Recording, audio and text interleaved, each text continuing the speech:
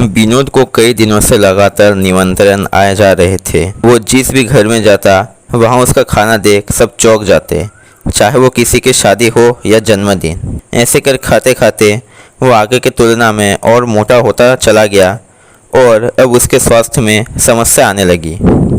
वैद्य उसे देखकर कहते हैं, उससे अभी कई दिनों तक बहुत ही सीधा साधा खाना खाना होगा, जैसे सब्जियों का भरता इत्यादि, और साथ ही नियमित रूप से व्यायाम भी करना होगा। ये बात सुन विनोद बहुत घबरा जाता है, क्योंकि स्वादिष्ट और अच्छे खाने के अलावा वो रह नहीं सकता और न उसे कभी व्यायाम करना पसंद है। उसका ये मेदबहुल पेट ही उसका परिचय है, चाहे वो कोई गरीब राज्यवासी क्या बात करे या किसी पड़ोसी राजा की, हर कोई उसे उसी चीज़ से पहचानता है।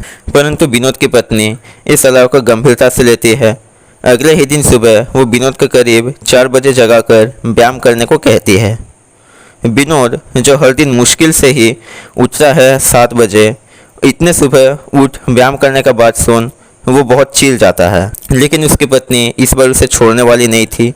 वह घर का झाड़ू ले आती है और धमकी के स्वर में कहती है, व्यायाम करोगे या इस झाड़ू से मैं तुम्हें साफ करूं? ये कहकर वो विनोद के पास आ ही रही होती है कि विनोद डर के मारे खट से उतरकर वही व्यायाम करने लगता है। अब कुछ दिनों तक ऐसे व्यायाम करने के बाद विनोद के शरीर में बदलाव आता है। अब उसका पेट आगे के मुकाबले काफ़ी कमा हुआ था, जो महाराज और बाकी सभासद को भी दिखता है।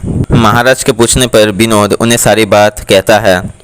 महाराज तब तो कुछ नहीं कहते, लेकिन राजसभा खत्म होने के बाद वो सोचते हैं कि कैसे भी कर विनोद को पतला होने नहीं दिया जा सकता। वो एक उपाय खोज निकालते हैं। अगले दिन पुष्पनगर राज्यसभा का दृश्य। महाराज कहते हैं, अच्छा विनोद, तुम खाना खाना कितना पसंद करते हो ये तो हम सबको पता है, और तुम हमारे राज्यसभा के एक रत्न भी हो। ये बात सुन विनोद समझ जाता है कि दाल में कुछ काला है। महाराज फिर कहते हैं, तुम्हारे इसे अद्भुत राज्यसभा का सम्मान करते हुए मैं एक प्रतियोगिता रखना चाहता हूँ। कल सुबह तुम्हारा इस राज्य के सबसे बड़े भुक्कड़ के साथ प्रतियोगिता होने वाला है।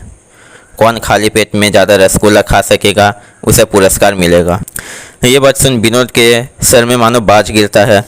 वो कुछ कहने ही वाला था कि महाराज कहते हैं, विनोद, इस प्रतियोगिता में तुम हिस्सा लोगे, ये मेरा आदेश है। इसके बाद सभा की समाप्ति होती है।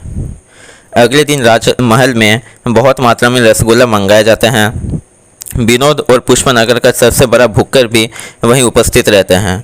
महाराज घंटी बजाकर प्रतियोगिता का आरंभ करते हैं।